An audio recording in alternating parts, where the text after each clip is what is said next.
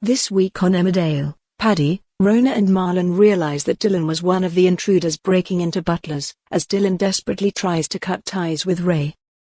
There was a surprise return in Emmerdale last week as Dylan Penders reappeared in the village after a 4-month absence, but it quickly became clear he hadn't left his troubles behind. Dylan's reappearance raised eyebrows when April discovered a nasty wound on his leg.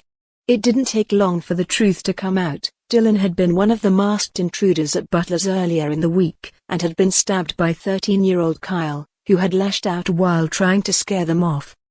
Dylan had been sent by Ray Walters, the man who bought Lewis's weed crop from Robert, to check whether there were any more plants growing in the barn, though Dylan claimed he'd turned over a new leaf since rehab and was now living clean in a flat share in Houghton. April later found him camped out in the village cricket pavilion.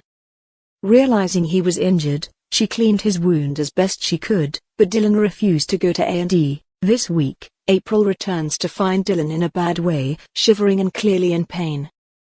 With nowhere else to turn, she sneaks him into the vet's surgery in a desperate attempt to treat him without raising suspicion. She's going to try and do whatever she can to heal it, Fred Kettle told Every Soap and Other Press recently. Whether that's a bit of cream, stitches, etc. But then Paddy ends up walking in, seeing Dylan for the first time in ages, and he's like, what is going on? Paddy is stunned to find Dylan there but quickly switches into vet mode, helping treat the injury.